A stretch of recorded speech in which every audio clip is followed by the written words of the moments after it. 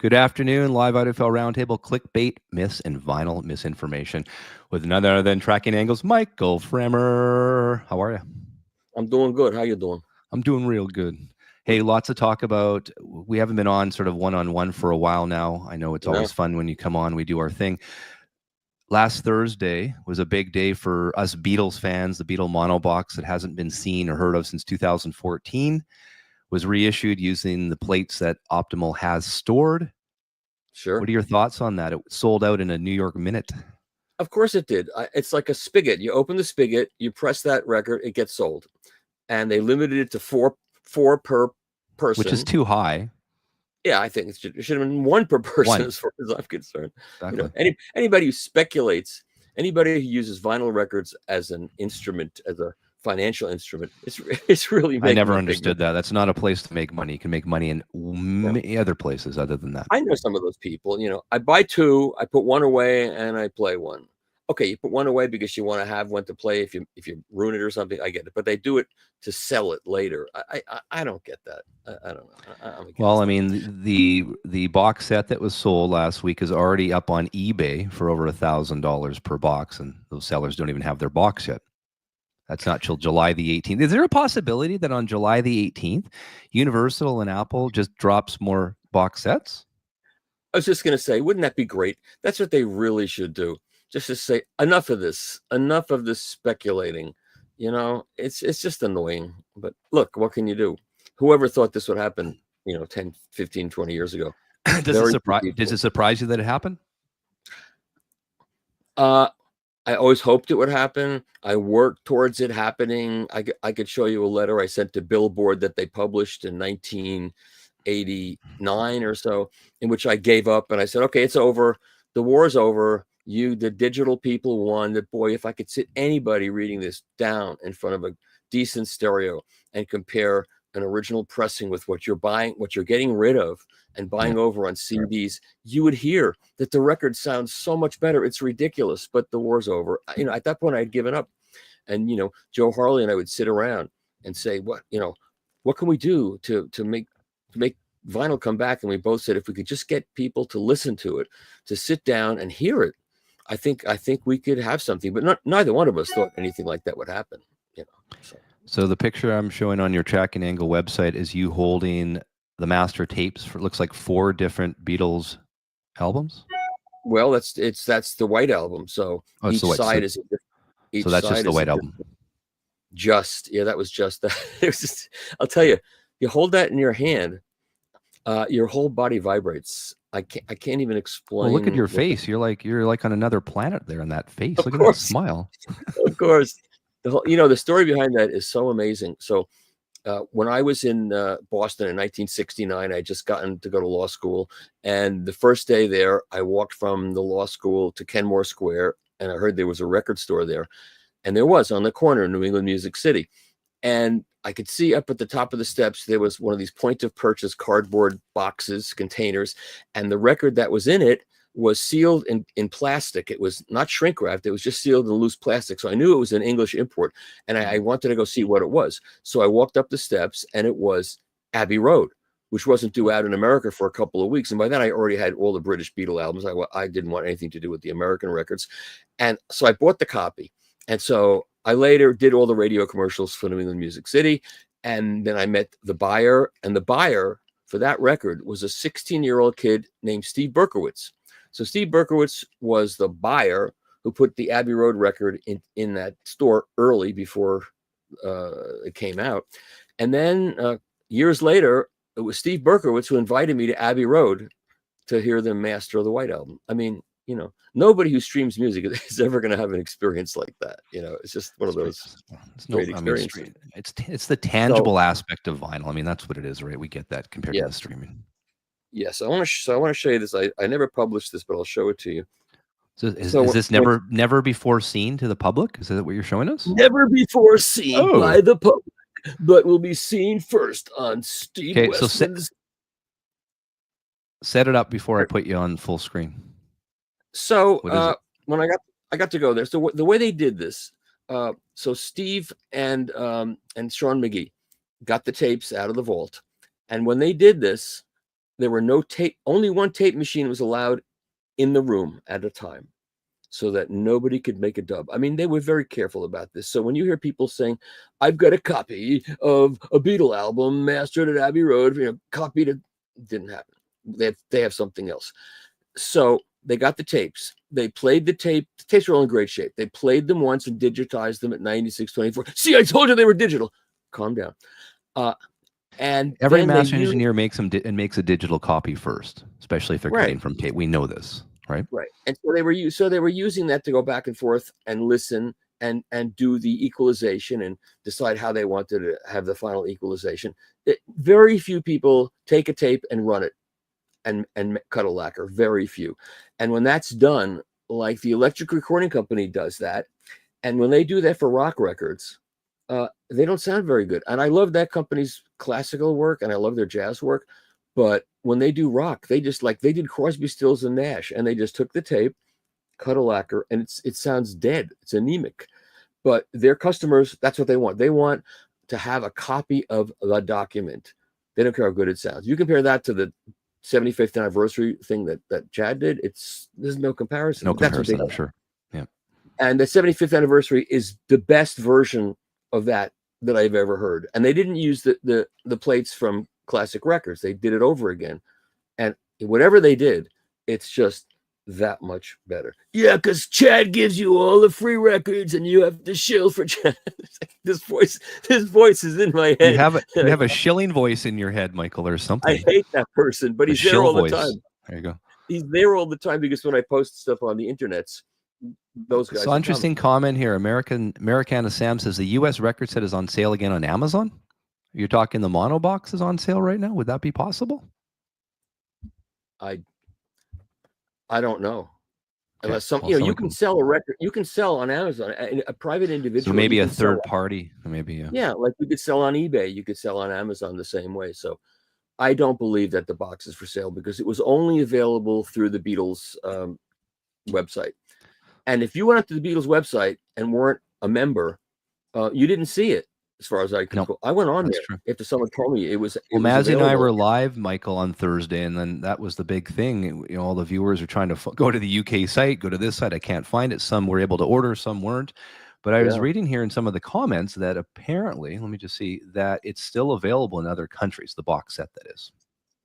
I know it was available in Germany for a while after it sold out here, but it's too bad. It shouldn't happen this way. It shouldn't be that you want something like that, and if you don't rush to get it, you can't get it. I understand that with like ERC records, they're limited edition, especially done that way. This thing they should press more. I don't understand the mindset. But the Beatles mono is still available in several countries, France and others shipped to Russia, such as France and others shipped to Russia. So Mazzy's saying that. So what do you think? 5,000 they pressed, sort of as a litmus test to see, sort of test the waters? I don't think it was a litmus test. I think they knew that if they put it out again, it would sell out. However many copies they pressed, I don't think it was a litmus test. And if, let's say, they didn't all sell out right away, they would sell out over a short period of time. I mean, I think the demand for the Beatles is it's inelastic. It would just sell. It would just keep selling, and that's another amazing thing that a group like that can still be 60 years later. 60 years later, they're selling vinyl, and it's a new generation that gets to experience them too on vinyl, and especially the mono cuts that you were part of. Yeah. That's a big thing for lots. I was just talking to Luca Chesky, David Chesky's son, who's got the little loudspeakers that he's selling, and he finally got to hear the White Album on vinyl for the first time because he'd only heard it digitally, and it just not the Giles Martin remix. No. And he heard an original American pressing. So I invited him over here to hear an original British pressing, on my ridiculous rig. And he's going to come over at some point. And I think that'll be fun. He'll be amazed because I played it the other night for the first time on this new turntable that I got. And I heard it like I never heard it before. I heard things I never heard before. It was like crazy. That's crazy. Yeah. Okay. So you had something you want to show us. Yeah. So this is, I don't think Steve Berkowitz would mind this. But this is one page of his equalization notes, side A, and you can see. So they played back the digital, and then they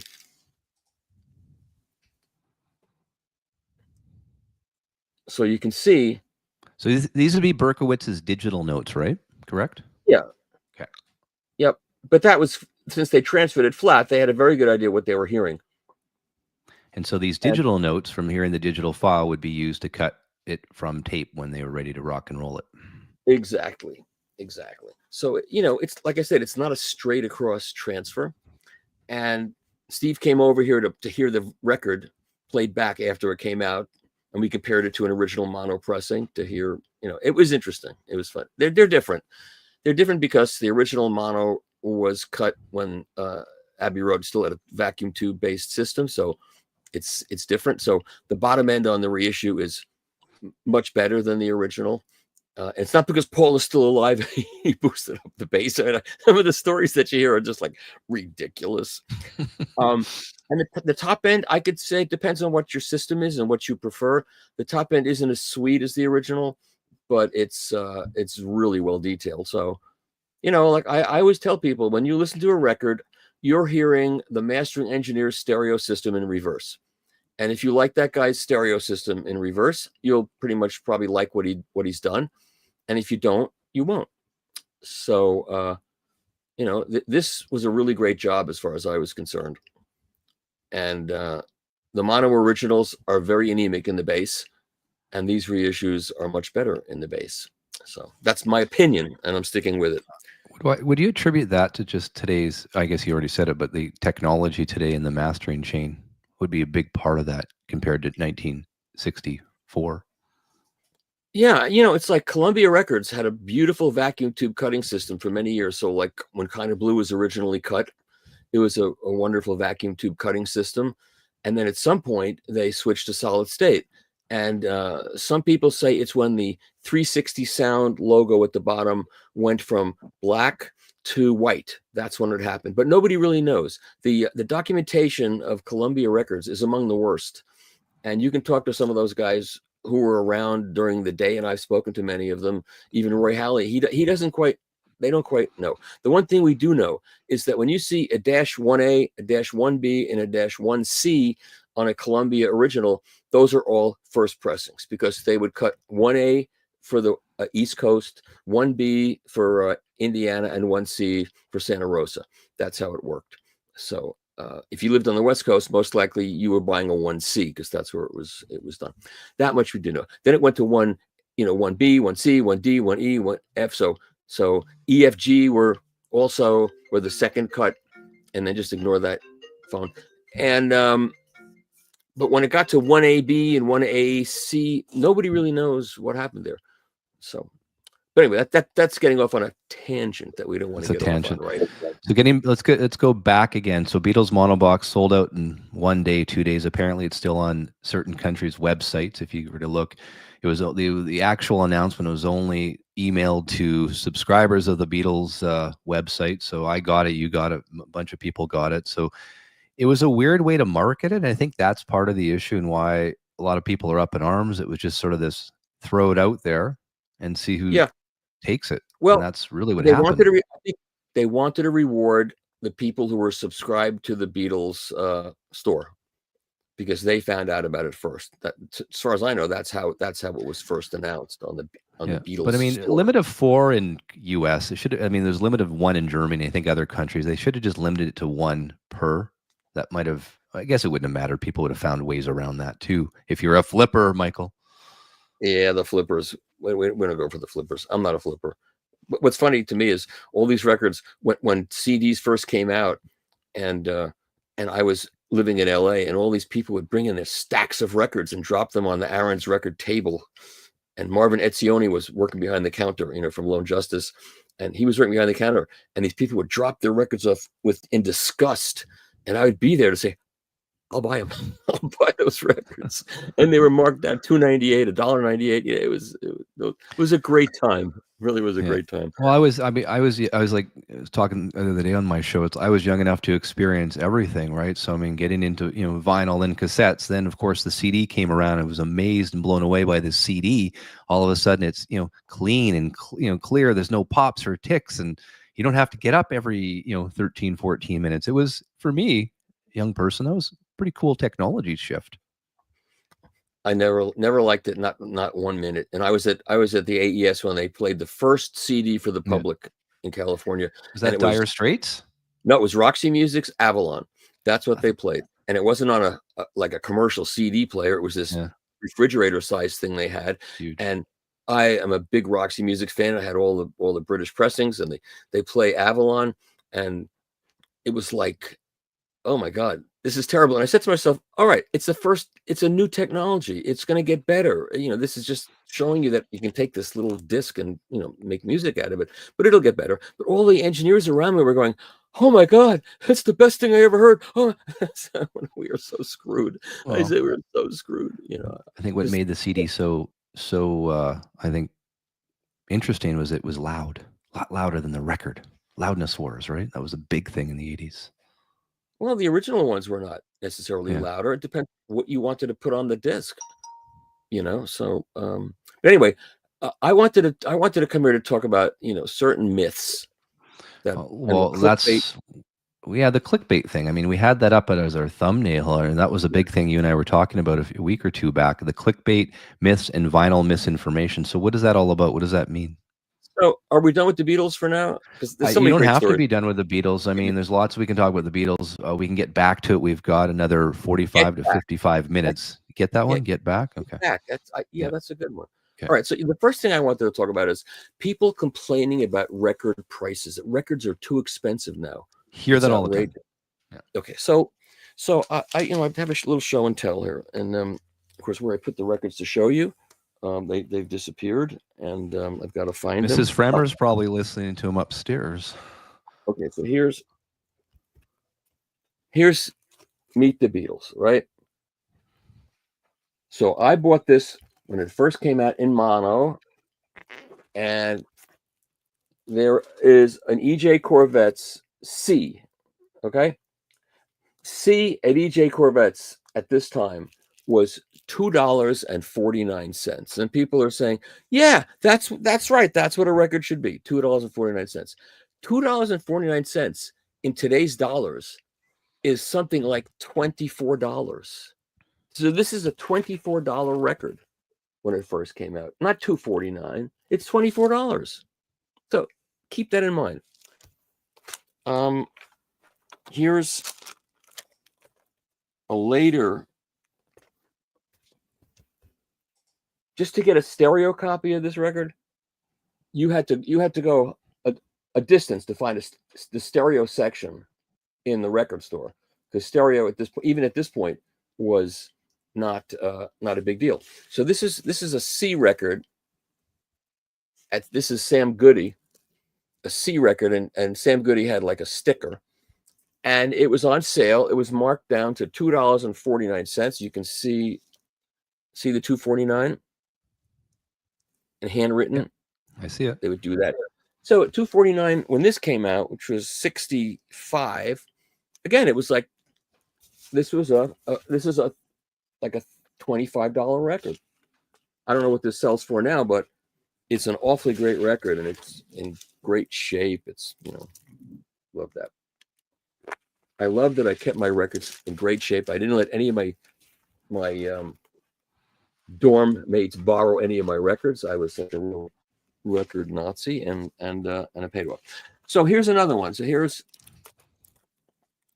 this is Cannibal Adderley, Something Else, and I bought this in 1962 or 3, and I bought this at Masters, which was a department store. Back then there was a period of time back then where everybody had to have a record department. I mean, sporting goods stores would have a record department because records were getting really hot. Everybody was selling records. So whatever the store was, they would say, hey, we could have a record section. And the rack jobber would come in and set up a record department. So this was Something Else, Cannibal Adderley, and this was at Masters. It was 5M-4. Can you see that? A 5M-4 was $5.98, and they did not discount. And believe me, getting Blue Notes back then in the suburbs, no, you had to go into Manhattan to get Blue Notes for the most part. But Masters somehow had this record. and I paid $5.98 for it. And if you do the math, that's $40 probably. So in 1963 dollars. So records today are not expensive. They are relative to what they cost back then and pretty much the same price. Okay, that's just a fact. So that's one myth I want to. So that's one vinyl misinformation or myth. That's number one. Here's a Sam Goody ad from 1975. Tommy, still a #1 seller. $7.24 with this ad, list price $11.98. So you'd have to. I didn't do the math, but you could go online and say $11.98 in $1975 versus $20.25 and see what it really cost. You could do the same thing with the list price and the same thing with the bring this ad into the store. You had to cut the ad out of the newspaper. If you remember that, you had to rip the ad out of the Sunday New York Times and bring it into the store and give it to them to get the discount. Why? I don't know, but they did that. It's marketing to track their sales, to see if that ad actually made them money. It's a good return on your investment. I guess it's to show the New York Times that, yeah. And also interesting, cassettes and 8-tracks were more expensive than records, even as far back as 1960. Let me see that again. Go up a bit. Move it up. Up. There you go. Okay. Yeah, thank you. Yeah. $7.24 on vinyl, $9.98 on. With this ad, though. Bring the ad. Don't forget. With this ad, not this facsimile. If I had Xeroxed it, they didn't have Xeroxes back then. You'd have to mimeograph it with ink and the smelly ink. I love the smell of that stuff in school. Oh yeah, it was great. Yeah, right. That had that, and the smell of buses. When a diesel bus, like in the 50s, man, that was. How about the smell of new vinyl when you open it up, Michael? What do you think of that? Oh, come on, that we're talking about, ecstasy at that point. So that's a totally different story. That's a different show. Okay, so vinyl misinformation is price. It sounds like the records today, $2,025, aren't as expensive as people are complaining about, according to Michael Fremer. Yes. And then, not according to me, according to facts. It's just, there are opinions, there are facts. The fact is, you're making the opinion. The inflation numbers. Okay. Yeah. Another fact. These are the original Blue Notes, and people think these are what the Blue Notes are supposed to sound like. And what's coming out now, that's what's on the tape. But what's on the tape is not what it's supposed to sound like. What it's supposed to sound like are these records. And what these records are rolled off in the bottom end and boosted around 90 hertz to give the appearance of there being bass on the records, but the bass was all cut off. And they're dynamically squashed. And that is the Blue Note sound. And that Blue Note sound, that's what Rudy Van Gelder wanted. But that's not what Rudy Van Gelder wanted. That's what Rudy Van Gelder had to do, because the people buying these Blue Notes back in the day were mostly not well-to-do people. They were poor people. They had a $5 record player that wasn't able to listen to the dynamics of that record. So it was mastered for that. That's right. Type of stereo equipment.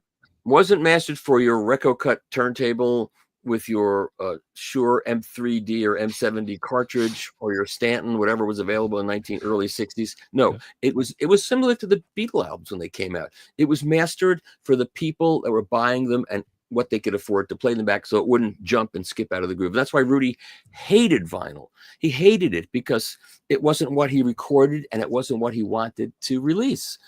So later, when he could remaster his records for CD and had he loved the CDs, huh? Oh, he was a big fan, and he had the RVG on the side, little OB, and it said RVG, and those mostly sounded terrible. Also, but I don't know why. Those were mostly bad, but and not because they were CDs. They were just, I don't know what he was hearing at that point. So that's another thing I just wanted to dispel. If you prefer the sound of these, I think most of the people who prefer the sound of these prefer them because they have a big collection of them and they're worth a lot of money. You want to talk about financial instruments. Original Blue Notes are super collectible, and I know people who have like every one of them in multiple sets. One set is to play in the morning, one set's to play at night, one set's to play on Rosh Hashanah, one set, whatever. But what's coming out now is what's on the tape. and it's what Rudy wanted them to sound like. So, you know, he's only saying that because Joe Harley sends him all the tone poets for free. I buy the tone poets. Okay, you know, I got to get rid of that guy in my You got to get rid of him. You know, there's a lot of good therapists in your area. I think you can really go and talk it out with them, Michael. It's more fun. That's that's my therapy, having that kind of fun. Okay. Fun with those people. So more vinyl misinformation, please. Yeah. What do we have? Well, not so much vinyl misinformation, but okay. People online saying all the turntable has to do is spin at the right speed and have a decent cartridge, and you hear everything that's on the record, and that's it. And all the rest of this stuff is audio jewelry, and you're not really hearing anything else, and that's all. That kind of stuff. Those people are just wrong, and you shouldn't listen to those people. So, do you get people that email you and message you these things? These type of? No, I see. You know, I joined a group called Audiophiles North America. You know that it's one of these on Facebook groups. Yeah, I'm on that group. You're on there? Mm-hmm. So I joined just to see what was going on there, and the first thing that I saw there was someone that asked, "Hey, I need to get some speaker cables. What should I get?" Yep. And the guy said, "This is all you need. This is Amazon Basics. It's what it is it's a roll of lamp cord. That's what it is, and that's all you need." And so I said, "So you're telling me that the people that are marketing this lamp cord measure the resistance, the capacitance, and the inductance of this cable before they packed it up and sell it?" "Oh, we know who you are. You're old, you have a crappy room, and you're deaf." That's the first comment I got back. So you know what? Did you respond? Yeah, you know what I responded with? I said, "Okay, I'm not young. My hearing's still pretty good. I have a good room. It's been measured. It may not look good to you seeing a picture of it, but it's been measured. It's actually good. And even though my big speakers are up against the corners of the wall, and it shouldn't make sense. It's been measured. It sounds great. And no one who's been here has walked away with saying anything that, man, your room sounds great." I said, "So, that's the first thing. And then what do you say?" I said, I'll show you something." I said, "You haven't done a double blind test." I said, "I did a double blind test. I'll show you a double blind test that I did in the early, when was it? It was sometime in the 90s. It was at Harman International in Northridge, California. And they brought a bunch of us over, and they have a very sophisticated listening space. And what they do is you sit in a room, and they have a scrim in front of a stage, and the speakers are behind the scrim, and they have a pneumatic table on the stage. And they would move a speaker in mono in front of you, and they'd play it for you, and you take notes. And then they would move another speaker in there and play it for you. And they had 5 speakers, and you would listen to them. And then they would go back and play them again and not tell you what you were listening to. And all they wanted to know is, they don't care what you liked. They just wanted to know whether you were consistent in what you liked, whether you could hear what you were hearing, and your score would be high if you had identifications that were consistent. You know what I'm saying? So 2 of the speakers were, one was an Infinity, one was a Revel, one was a Martin Logan electrostatic speaker, and I forgot what the other one was, but there were different speakers. And at the end, we went up for lunch. We came back and had another listening test, and then they revealed what we were listening to. And they didn't say, "Oh, one was a B&W." And so they didn't tell us what we were listening to. They just, "Here are the 5 speakers. What do you think?" So when it was over, I said, "Before you show us, I think that was the B&W, because the B&W had that Kevlar mid-range that, to me, you can hear that a mile away." Anyway, my graph bar was pretty high, not the highest, but it was pretty high. It showed that I really could hear what I was talking about. I could identify what I was listening to. And there were other reviewers that I could name, but I won't do it, had teeny tiny little bars, little Peyronie's disease bars. And I had a good one. I put that up. And that wasn't good enough for these people. They came back screaming at me. The test wasn't fair. It should have been done every day for a week. You should strapped in. And so I left Audiophiles North America. No, thank you. So I just want to say that if you don't think speaker cables make a difference, you just owe it to yourself to listen to some speaker cables, and see what you think, because you'll But hear I think maybe people don't want to spend thousands upon thousands of dollars just on speaker cables is probably part of it. It's budget, right? Most people don't Okay, have you don't a have to hell of a spend. lot of money to do all this. Oh, you could spend tens of thousands of dollars on speaker cables, and I'm not. You could spend tens of thousands of dollars on AC cables, and that's what people say. Okay, I draw the line on AC cables. You're telling me that the electricity comes from a power plant and comes through the line and goes to a substation, maybe in the next town over from you, and then it comes all the way to your AC jack, and that last 3 feet is going to make a difference? Well, that's nonsense. So what do you say to those people? You say to them, so the water comes from the reservoir. It goes through all these aged pipes all the way down through your town and gets pumped into your home. And then you're telling me if you put a Brita water filter on the end of your faucet, it's going to make a difference? It can't. Oh, of course it makes. Of course it makes a difference. Yeah. So AC cables make a very big difference. I'm sorry to tell you. And I'm not saying you got to spend $10,000 on a cable, but if you've got a nicely set up system and you've spent, $5,000, $6,000 on a system, and you're obstinate and adamant in saying that none of this can make any difference, you're only cheating yourself. That's all I can tell you. And what you should do is, there's the company called the Cable Company, and they will lend you cables. Find something that's in a price point that you can afford, or maybe push it a little bit, and they will rent them to you and try it out and see what you hear. If you don't hear a difference, great, send it all back. But you're only cheating yourself if you're adamant in thinking it can't possibly make a difference. And I think cables are the one thing that's total. It's snake oil. You hear these people, they're screaming all over the internet. It can't make any difference whatsoever. Or especially when someone says, I'm an engineer, and that's the first person, don't listen to. Because that person isn't trying to tell you what he thinks. He's trying to assert himself because of some job that he has. And, you don't want to listen to those people. So that's another myth busted? Is that another myth busted? Cable myths? And I'm just trying to say, listen for yourself, but don't take the word of someone who's going to tell you what it is. And that includes me. I'm just saying, listen for yourself. And then you get, it's confirmational bias. And you can't, that's the other buzz expression, confirmation bias. We talk about it a lot because, when you're doing a shootout, not that I do shootouts, I feel you need to do a blind shootout. Otherwise, you're holding the brand new record you bought, $125, and it's going to be like, oh, this is the one that sounds the best because I paid $125 for it. Listen, see?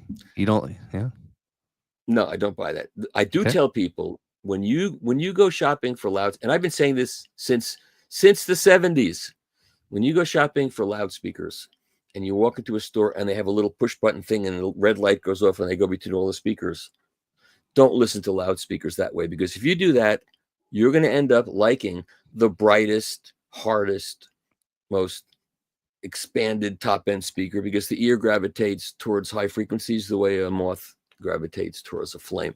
Don't do it that way. That's a sure path to the worst speaker you can possibly think of. So the way to listen to a loudspeaker, if you're comparing, is to listen to a speaker the way you listen to music. Play a couple of tracks, play for a half an hour, then switch to the next speaker and play for a half an hour, and then see what you're telling yourself. Don't switch. Don't ABX. That's the most. Those tests prove that all violins taste the same, all vodka tastes the same. You come up with ridiculous results with those tests. And when you get ridiculous results from a test, it should tell you that the test is ridiculous. It stands to reason. So, confirmation bias. When people are mixing records that you love in a studio, and the engineer says, I want to goose up the 1K a little bit. I want to put a little EQ on this. I want to put a little compression on this. Do they A/B it with non? Do they do a double blind for every move they make? No. They go to a mix, they listen. Maybe they put it away for a couple of days. They come back and listen again, and they make some changes to the mix, and then they put it out. And that's how you should be listening. Not this way. This way you end up with nonsense. That's not the way you consume. It's like food. Would do a blind test with food that way? You're going to get a bad result. do a blind test with different kinds of alcohol. You're going to get a bad result that way, because the results, I mean, the New York Times published a study saying these violinists couldn't tell the difference between a Stradivarius and a student violin in a blind test. Now, if you really think a Stradivarius and a student violin sound the same, then that'll make you feel comfortable. But it's ridiculous. So confirmation bias may be a real thing, but that's not the way we consume food or music or anything else. So I don't think that's a valid way to do it. I've done those blind tests with amplifiers. Did I ever tell you that story? No. You want to hear that story? Because it's part of the myth making. So I think it's not clickbait. I think it's a legitimate thing. Okay, well, we're talking myths, so go for it. Yeah, I'll go for it. So all amplifiers sound the same. I don't know whether you know that, but all amplifiers that measure the same sound the same. That's another one of these myths. And there's a guy online, I'm not going to mention his name, who has this website, and he's a measurement guy, and that's all that matters to him. If two things measure the same, they sound the same, which is absurd. So I was challenged by this particular individual to a ABX blind test of amplifiers. And I said, all right, I'll take your test. So he set the test up, and it was 5 different amplifiers, and it was an ABX, and you can go back and forth and listen. And a lot of engineers took the test at the AES. I got 100% of identifications correct. John Atkinson got, I think, 85% correct. And the population of engineers, it was random. It was 50-50. They couldn't tell. And then after the results were announced, there was a meeting at the AES. We sat and had this big meeting, and they said, here are the results of the test. So, and this is, my name was attached to this because it was, Fremer instigated this test, and we want to show you that he doesn't know what he's talking about. And I got every identification correct. And John got 80% correct. And the average engineer couldn't do it. And I knew they wouldn't do it. And I knew they wouldn't do it because that's not what they do. You know what I'm saying? They don't do that for a living. They don't sit there and make these comparisons. And so what ended up happening at the end of this, it was Stanley Lipschitz, who's he's a Canadian researcher and a scientist. The decision was made. Here's the bell curve. The average engineer couldn't tell the difference. That's where the population was. Fremer was here, and Atkinson was there, and that was so far out of the randomized curve that we toss out the results that didn't fit within the curve. So my result was tossed out. John Atkinson's result was tossed out, and so we didn't count. So you know how many double blind tests like that I've done since then? None. 0.0, because it was so absurd. They proved what they wanted to prove, which is how was your Coke versus Pepsi blind test? Which one did you pick? Oh, and then, by the way, I also named the amplifiers. I did. I know this is so nice. I said, that's a Crown DC 300. I could hear that one. And one amp was a VTL. They picked a tube amp. I mean, that didn't even make sense, because the tube amp would not measure like the other amps. So it didn't even fit into the paradigm of what the test was supposed to be. So the fact that the average engineer in this test could not even reliably identify a VTL 300 versus a DC 300 tells you that these kinds of blind tests are not really fair. Okay, so myth, blind tests. Michael Fremer doesn't like blind tests. No, they have I don't not like them. They have a value, okay. and I'm not against their existing. I'm just saying, be very careful about drawing the wrong results from blind tests. Because in the speaker test, I knew the B&W speaker. I knew which it was. It had that Kevlar mid-range. In the early versions in the 90s, it was a very shouty, big mid-rangey speaker. And the Martin Logan was obvious also, because there was discontinuity. Anyway, I could hear it. Well, I also knew which were the Harman speakers, which was the Revel and which was the Infinity. And I said, those are the flattest response speakers. Those measure, I could tell those would measure the best. But the music that you chose, the CDs that you chose, were so ear-screechingly bright and unlistenable that even though those were the best measuring speakers, if that was the music I had to listen to, I couldn't live with those speakers. I would pick the B&W speaker as the one I'd want to listen to. And I was right about it being those speakers also. And so I'm not trying to pat myself on the back. I'm just trying to tell you that, yeah, you know, so okay. So that's another myth.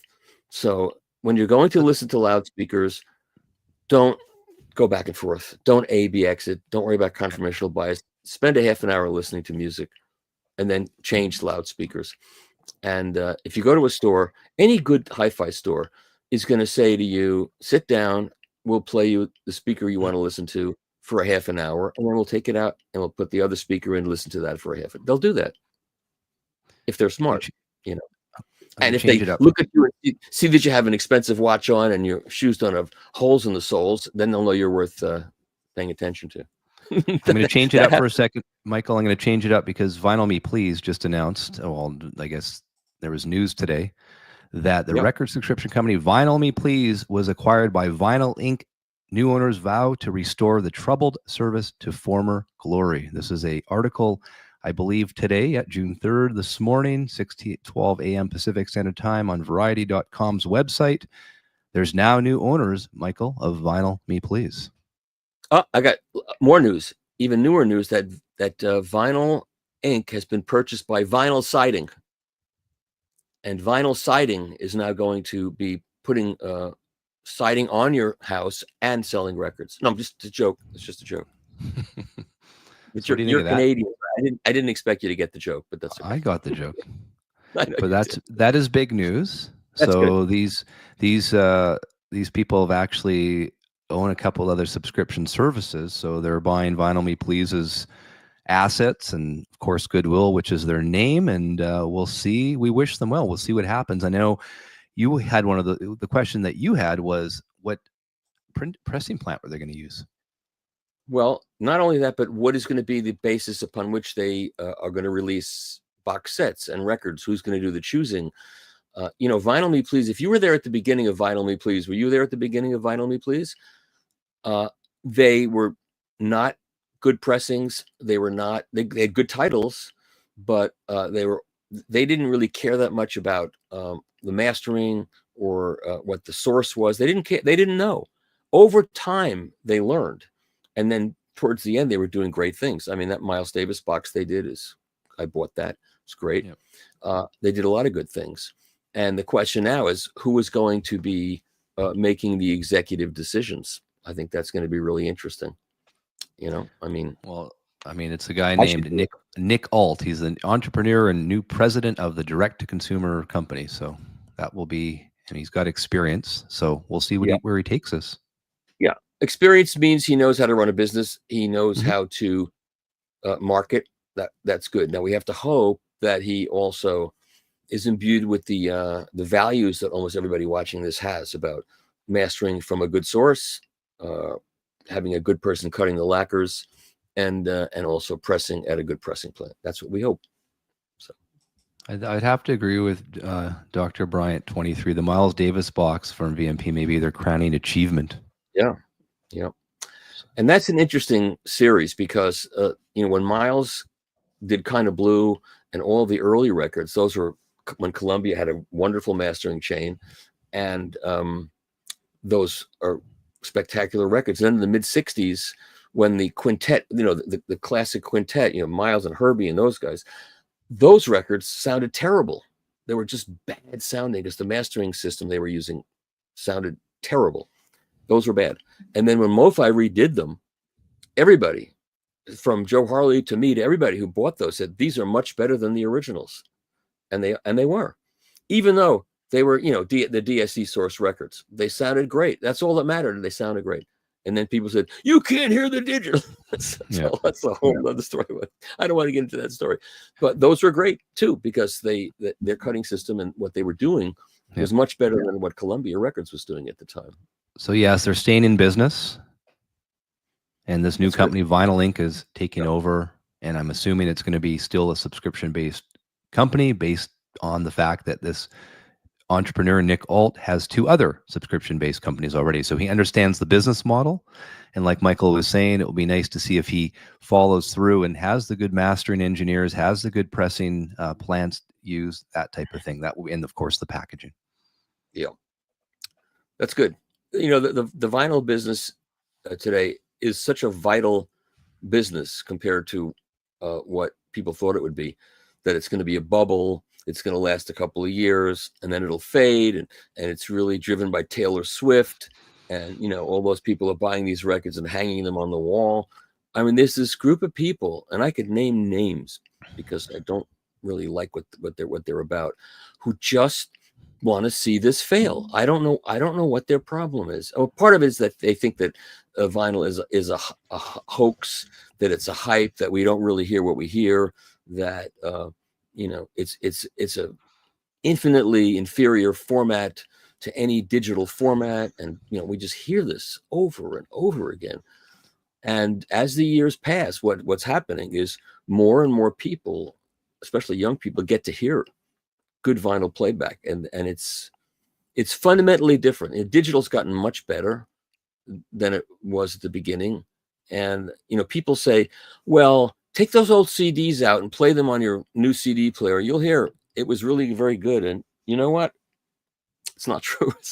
I want to find this CD that I have here if I can. Well, one thing too, right, going to digital and sort of the naysayers of the physical media, it would be the accountants and the big executives who are looking for pure profit. Clearly, if it was only digital, it'd be making a lot more money, these labels, than having to produce records or CDs.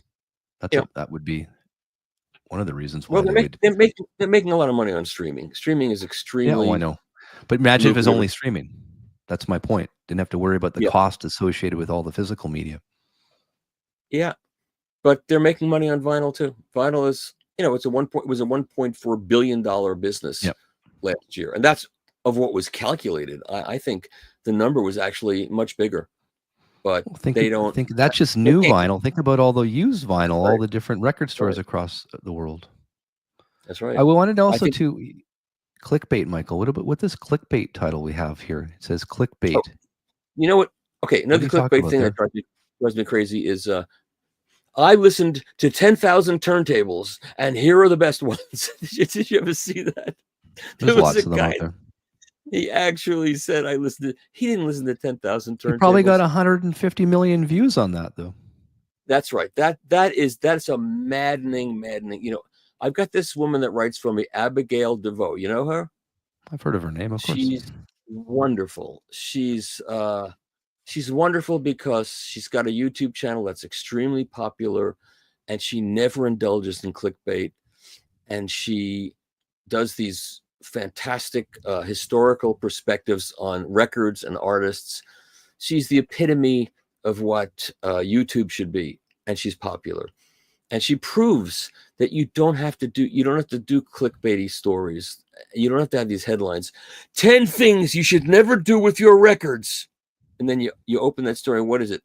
Don't put your records in a toaster oven. You know, I mean, it's like, we know, don't do those things.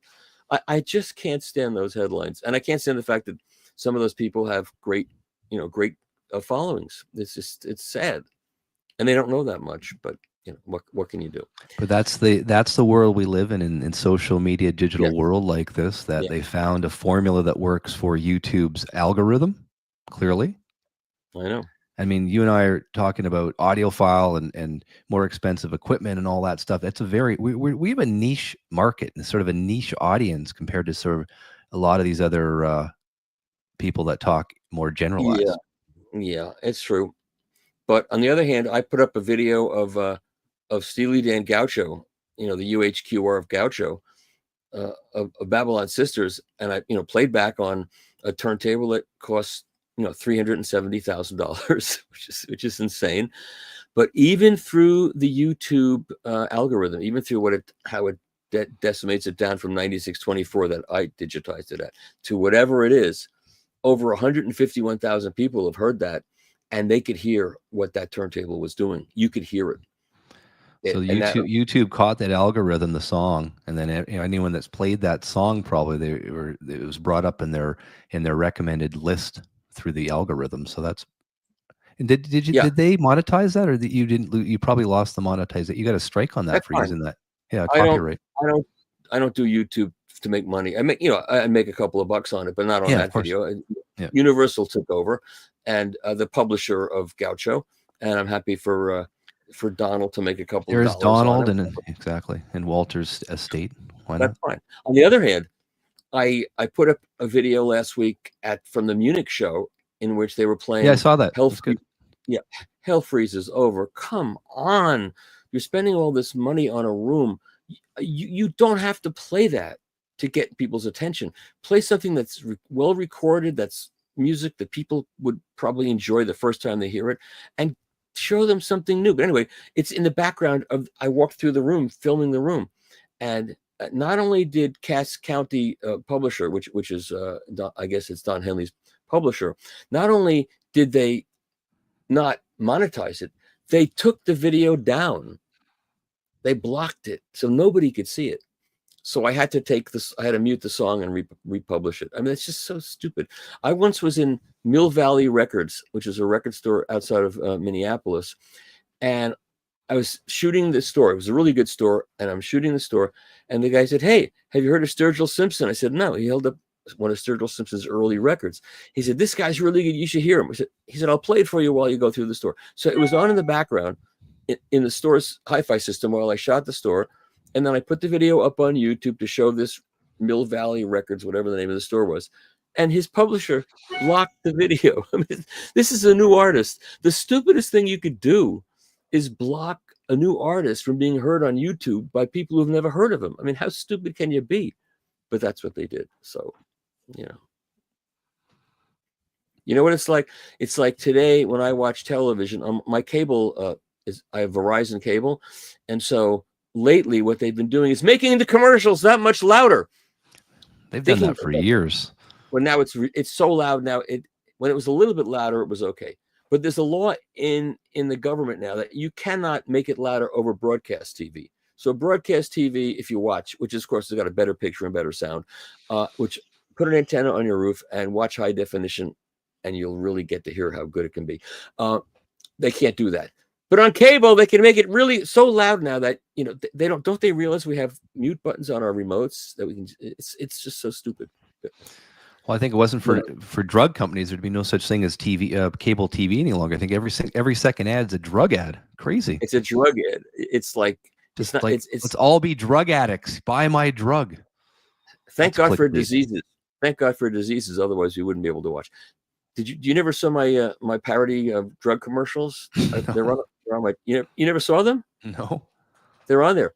So one of them, I wish I could, if I could find it now on my phone, I could play it for you. One of them is for a drug. It's called One of them is called Q Up, and if you never had a disease and you watch all these people with diseases and you're getting jealous and you want to have a disease, you take Q Up, and that's what something happens. And the other one is a parody of the Prevagen. You they crush up a jellyfish and you take it.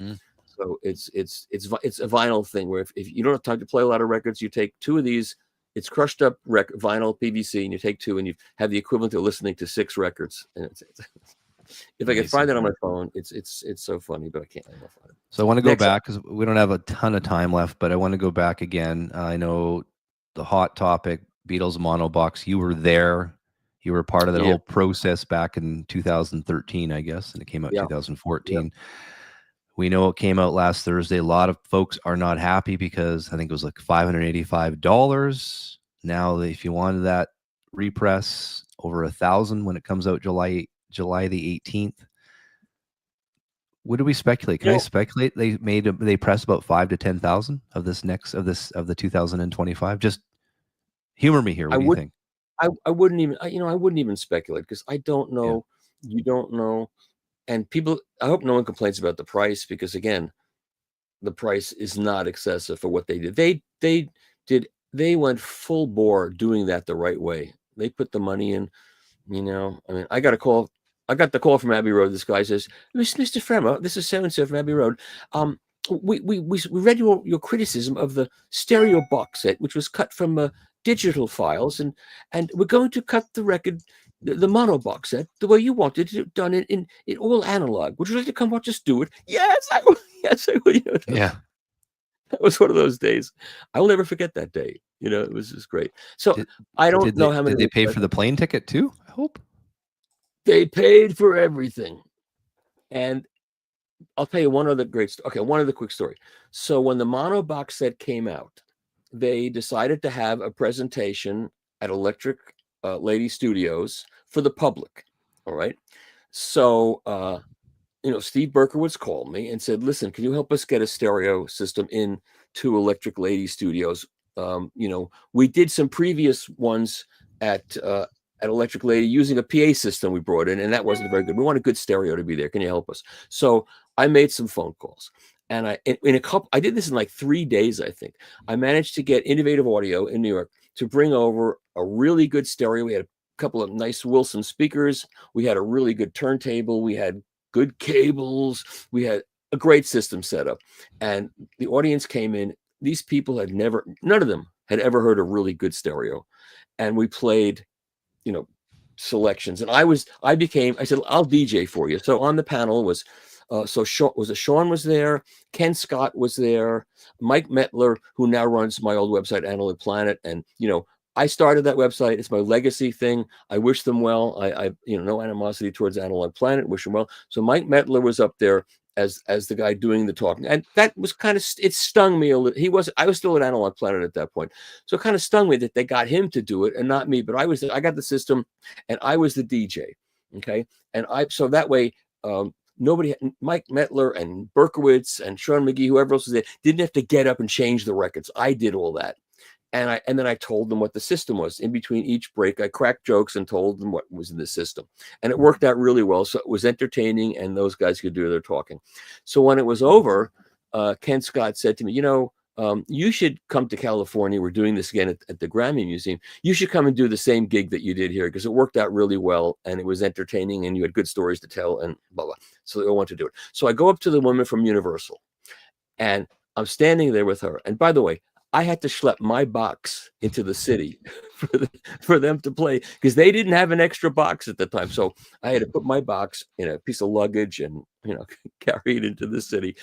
And I said to her, listen, and I'm looking over my shoulder in front of me, and there's the stereo that in 2 days I had brought in, and they had to pay insurance for it and get the union to bring it. It was a big rigmarole. And I said, Ken and Sean and Steve think it would be a really good idea for you to fly me out to California to do the same thing at the Grammy Museum so we could have a really smooth presentation. And I can do the same thing. I can pull some strings with some people and get a really good stereo in there to do the same thing. And she says to me, wow, you're asking me to try to organize a plane flight and a hotel. That's a lot to ask. I said, excuse me, turn around. Look what I did for you in 2 days. And look how successful this was. Come on, give me a break. So they did it. And we did the same thing at the Grammy Museum. And it was another really successful event. So it's just, these will all be stories in my book.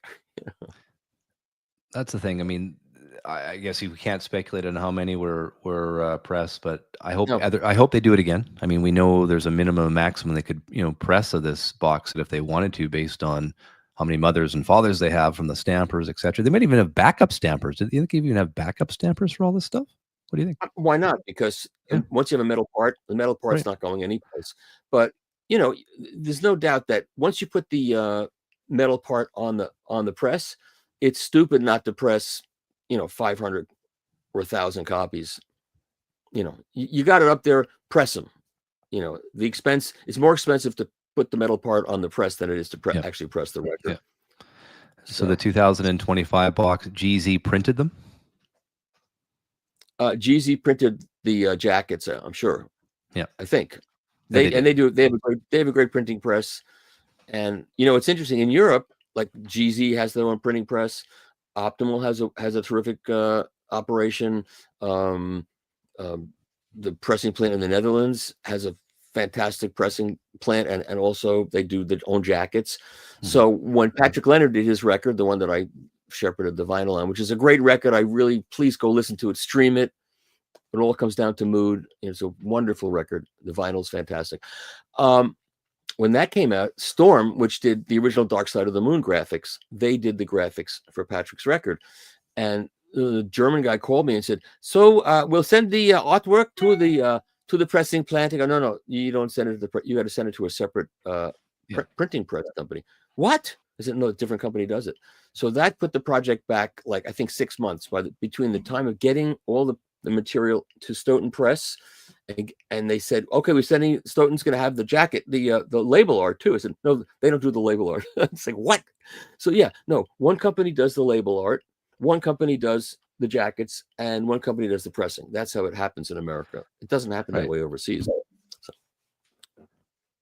So yeah, so getting back Bono's box, so Optimal pressed them. GZ did the jackets and the box and all the media, and I guess I would assume then printed this book you see here as well. I would assume. You know what I like about you, Steve, is you have a very low-key presentation. No matter how outrageous the subject is, you keep it together in a very low-key Canadian way, and I appreciate that, and I admire that, because thank you. I haven't got an ounce of that. I have none of that, and I never have.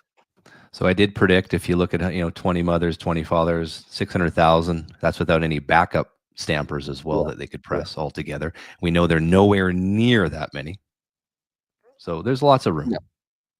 And I was told too that Universal can only designate a certain amount of time and money and manpower to the Beatles, because they've got a big catalog to deal with as well. So I think there'll be more. I don't know about that. Once they got the thing on the press, they should have pressed up as many as they could press, with that before the stamper went bad. I agree. That's what they should do. It's like another self-serving story. So I helped Strata East put out their first bunch of vinyl. The Strata East label, the Mac Avenue Records did a licensing deal. So they have Charles Tolliver's record and Stanley Cowell's record and the Pharoah Sanders that came out for Record Store Day. And they were told they wanted to press 2,500 copies. And because they didn't know how well these records would sell. This is hard jazz, it's not easy listening jazz. So they pressed 2,500 copies, and they were told, and there were videos showing this being done. I went out to RTI and went to the pressing plant, and we showed the lacquers being cut, and Kevin Gray's. Do extra jackets, press more jackets, because getting the records pressed now is not a problem. The problem is the jackets. Stoughton and the other guys are behind on pressing jackets, but they didn't do that. So those records sold out, 2,500 copies of exotic, jazz, hard to listen to, way out jazz. The Pharoah Sanders record, not the easiest record to listen to. The Charles Tolliver record, Live at Slugs, not the easiest record to listen to, but phenomenal, great record. Sold out. They sold out, and they were going to do an event in New York to promote it, but they have no more records, and they have no more jackets. And Don McGinnis at RTI told me, I was at an event in California with him last week. He said, "Hey, we could put those metal parts up on the presses and press the records right away. We don't have long waiting times now, but we can't get the jackets.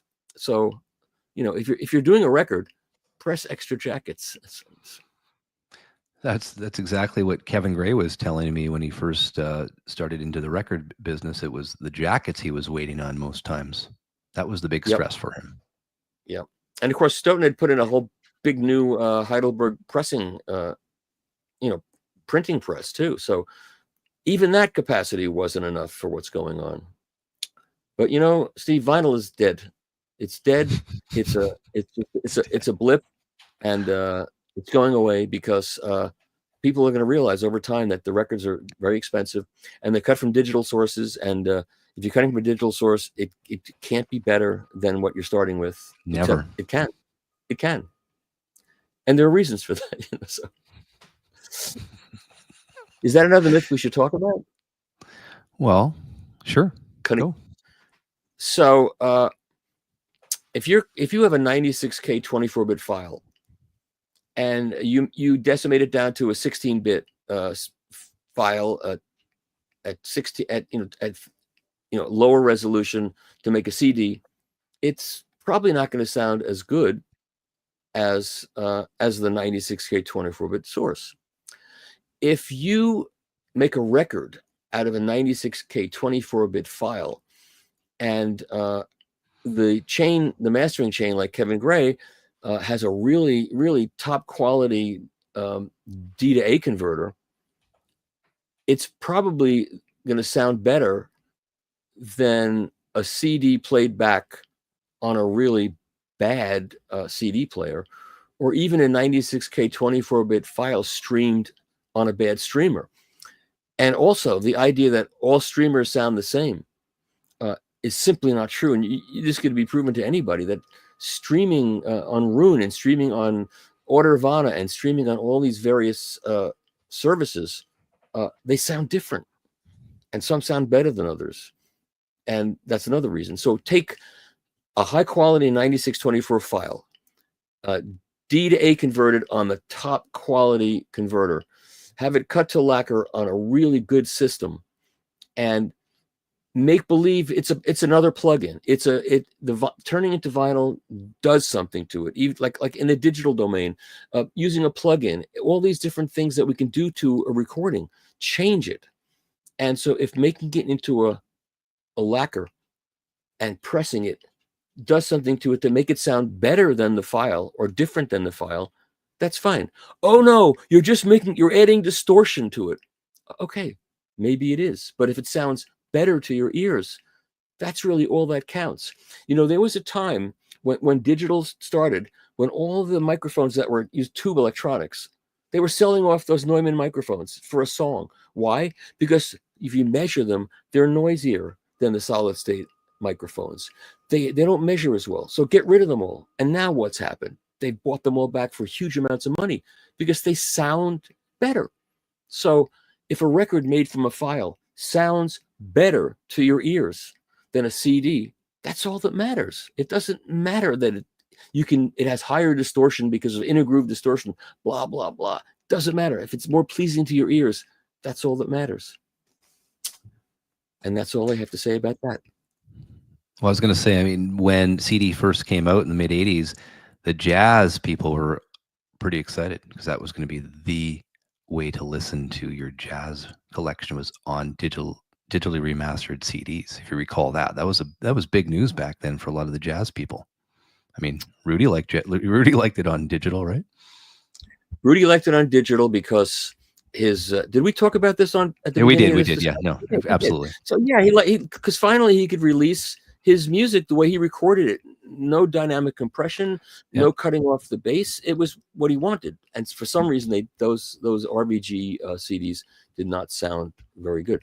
Greg Calby, the mastering engineer, came to my house.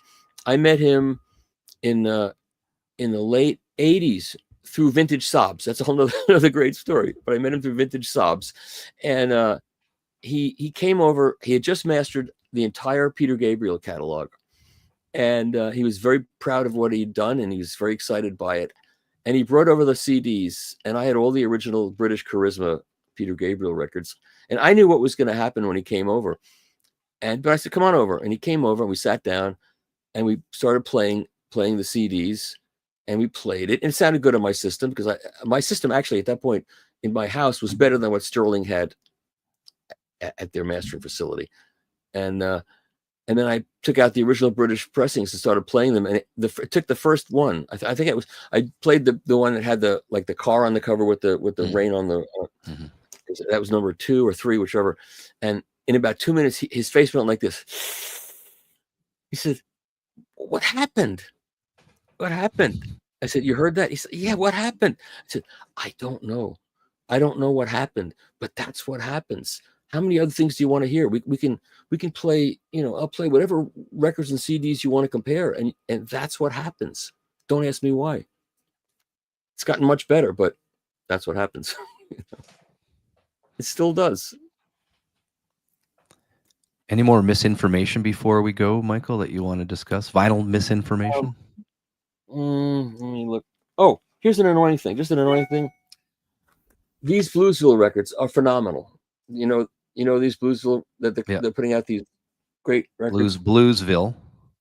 Yeah, and my friend Scott Billington is curating this with Chad Kassam, and Scott Billington was the manager of New England Music City, the record store that I went to. Steve Berkowitz was, all these people are circulating in my life. It's just I hope you young people out there, when you get to be my age, that you have these people that you've known when you're 20, 19, that they recirculate through your life, and when you get to be really old, they're still circulating through your life. So Scott Billington was the manager of the Music City store in 1969 and 70, and now he's become a great record producer and reissue guy, and he's curating these fantastic Bluesville records, and they don't specify stereo or mono, and the labels don't either, but most of these are stereo records. And so if you're the kind of person that has a separate mono cartridge for mono records, and you take this out of the jacket and look at it and it says nothing about stereo, and you play it back on your mono system, not only are you probably going to ruin the record, but you're going to miss what's on the record. So why did they miss that? Because every label should say either stereo or mono on it. I would think. It's not on there anywhere? On the back somewhere? No, in the very bottom of the label? And some of these only came out in mono when they were first released. So, and those are all stereo. Yeah. So this is stereo, and there's a Lonnie Johnson one, and I wanted to bring that one out, and unfortunately I don't have it here. It's Lonnie Johnson, and it's also stereo. Now it's a weird. Rudy Van Gelder recorded it. It's odd stereo because it's left right heavy separation, but it is stereo. And if you didn't know it, they should change that. There should be a note. Okay, you don't have the artwork, put out the original mono artwork, but there should be a note there. This is a stereo record. Play it back on a stereo system. But they should do that. Another interesting thing is, and I said this before, about how when you're listening to a new record, you're listening to a stereo system in reverse. Yeah. So Chad had put up a Lonnie Johnson record from that same. Can I go get this? Wait 1 second. I got to go get this. So 1 second. I want to show you this. Excuse me. I'm getting up for a second. See how thin I am? Okay. So, are you narrating while you walk? Yes, I'm going to get this for you. I want you to see this.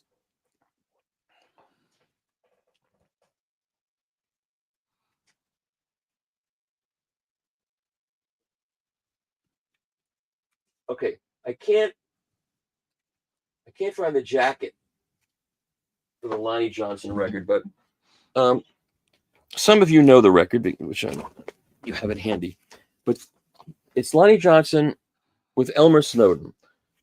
So this is not the one that Bluesville just put out, but this is an earlier one that Chad had put out way back at the beginning of when he was doing this, and you can see the back of this. These are blues ballads and jumpin' jazz, Lonnie Johnson with Elmer Snowden, all previously unissued tracks. And this was cut. This is mastered by Bruce Leak and Stan Ricker. That's how old this was. Bruce Leak and Stan Ricker. And all the equipment they used was listed here: a Studer 880 and Bruce Leak would have been part of Nautilus back in the day. He was with Direct Disc also, I believe. Mm-hmm. Yeah, and anyway, this was a Neumann 66 modified, and they listed the equipment. This is way back in time, and it says it installed at RTI. It was on an RTI. This was acoustic. This is Acoustic Sounds and RTI have acquired a spectacular Wilson Audio custom tube mastering facility. This was Dave Wilson's cutting facility that he did all of the Wilson Audio records. The equipment has been installed at RTI with Bruce Leak and Stan Ricker mastering, Analog Productions Revival series. So they released this stuff, and this was recorded by Rudy Van Gelder. And then the new one came out with different material on it from the same tapes that Kevin cut. And it sounds so much better. It's worlds better. And why is that? Because Kevin's stereo in reverse is way better than what they had back then in the 80s or whenever this was done. And that's what you're listening to. Does that say mono or stereo on it anywhere? This one, no, it says nothing. It's another one. But at least they're consistent. right? Yeah. But it is stereo. And then like this record, I just want to say, if you like Lonnie Johnson, and this is Lonnie Johnson and Eddie Lang, and this is a British parlophone, and it looks like a Beatles record. It's got the fold over jacket. So when I got to Boston, I went to work at a record store, a different record store called Minuteman Records. And the guy at the store said, "Listen, man, I want you to buy this record. I don't care what your musical tastes are. Buy this record. You'll love it. It's phenomenal. It's Eddie Lang and Lonnie Johnson." And then there's a bunch of tracks with Louis Armstrong and Jack Teagarden, recorded in 1929. And I said, "Do I really? I don't want to buy a record recorded in 1929. This is going to be all transferred from 78s. I don't want to." He said, "Do me a favor. I'll take it back. Just buy it." And I bought it. And I've been playing this record since 1969, and it's a fantastic record. If you ever see this, highly recommended. And that's in mono. I can see it top right corner. Oh yes, it's mono. Yes, it says mono. They knew enough back then. They lost that knowledge, anyway. Okay, Michael Fremer, thank you. Final misinformation, clickbait, and miss with yourself, Michael Fremer from Tracking Angle. I appreciate the time. Steve, you know what, Steve? I come away from this discussion saying our title was clickbait because we really didn't spend that much time talking about clickbait, did we? We didn't. A little bit. No, you did. Absolutely. So, yeah, don't. There was a guy online who did a thing. This changes everything. How to set up your loudspeakers. This changes everything. So that annoys you, being in the business industry for a million years. This annoys you. It annoys you. But come on, it's your biggest pet peeve. It is. It pisses me off. But here's what happened in that case. I went to look at what it was, and what the guy was recommending was all really, really good, valid techniques for placing your loudspeakers in a room. It was really good. And so I posted on there. I said, "Listen, man, you've just posted a great story because you've showed people, a lot of young people who are on your channel who don't know anything about this information, and it's really good information. Why don't you just put up a headline that says, 'Here are some great tips for setting up loudspeakers in your room,'" because that's what you're doing. And it's not a game changer. There's nothing new about what you're saying. It's just great information. Why don't you just do it that way, and you'll attract as big a crowd? And you know what he did? What did he do?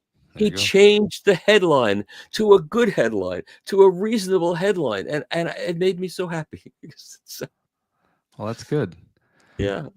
Well, I'm happy that you came on. I think we got a lot. We unpacked a lot in this hour and change, didn't we? I appreciate that. Sure. I always love having you on. You're obviously welcome to come back anytime.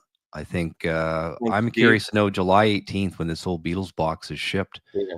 Oh, can I tell you what will happen there? Yeah, of course. One more quick story. I was at one of the Beatle events when Giles played one of the remixes, and I walked out with Jeff Jones, who at that point was running Beatle, Apple Corps. He's since retired. And I said, "Jeff, there's one thing you can do. If you would just do this, you've got all the stereo albums, you've got the stereo tapes. Giles did a great job reimagining, remixing them, whatever. Why don't you just take the master tape, the stereo tape of Sgt. Pepper, take it down the road to the Electric Recording Company where they have this restored Lyric Audiophone cutting system. And because when the Beatle album, when Sgt. Pepper was first mastered, it was an all tube system. Let him cut lacquers for Sgt. Pepper, plate it, and press a special stereo edition of all analog edition of Sgt. Pepper's, and see what happens. It'll be great. Why don't you do that?" And he said, "Oh no, we don't want to do any kind of highfalutin special, pressing limited edition like ERC. We don't want to do any of that." I said, "Then don't make it a limited edition. Press as many as you can press, but do an all analog stereo version." They should do that. Yeah, I think we all agreed that, right? They should do that. Giles did a great job with reimagining it, but the wheels must turn very slow at Universal. That's the thing. I don't think it's a universal decision. I think Universal is a cog in the wheel of Apple Corps, as far as I'm concerned. It's slow. Yeah. And the other thing is, I hope everybody watched my video of the Universal vaults of Iron Mountain and saw what goes on there. And they're not bad guys. They had a big fire. That was a big problem. And they were in the process of moving all that stuff out when the fire happened. So everything that the New York Times says was burned was not burned. A lot of it was out. And that's why a lot of what Chad did, the Buddy Holly stuff from the original master tapes that the New York Times said were burned in the fire. They weren't burned in the fire. The problem was a lot of it was in the process of being moved. And so when the fire happened, nobody knew. And they don't know what was burned because it was burned. And what was out, you know, they've discovered. They pretty much know what was burned. A lot of, you know, the Motown catalog, much of it was burned, but obviously not what's going on because that was done from the original tape. So it's a mixed bag of things that were burned and not burned. But there are copies of almost all this stuff at Universal in Hanover, Germany, that's been moved to Berlin. So almost everything, there's a copy, 30 IPS half track was made and shipped overseas. So we have that. And most of the records that we love and, you know, from the day were not cut from the original master tape. There was a cutting copy. Yeah. A cutting master was made, and that's what they were cut from. Well, so if the cutting master can be used now to cut today, it's pretty much... Well, back up a little bit. It was an EQ'd copy that they would have used as the cutting master to cut thousands upon tens of thousands of these records back in the day to keep up with the demand, right? Yeah. Sometimes it was an EQ copy, but sometimes it was not an EQ copy. And EQ was done when they cut it, you know. But yeah, frequently what went overseas was an EQ copy. And so you may not like the EQ that was done, but that's what was done. So yeah. Well, have a wonderful day, Mr. Michael Fremer, trackandangle.com. I appreciate that sentiment, but I will not have a wonderful day. Okay. Well, I'm going to have a wonderful day. Jeez. I know, because you're Canadian. You don't have you're not dealing with what we're dealing with here. You know, you don't have to watch the news. I don't watch the news. I just, you know, never watch the news. Anyways, folks, thank you for this awesome afternoon with Michael Fremer. We'll talk to you again. Thank you. Thanks for having me.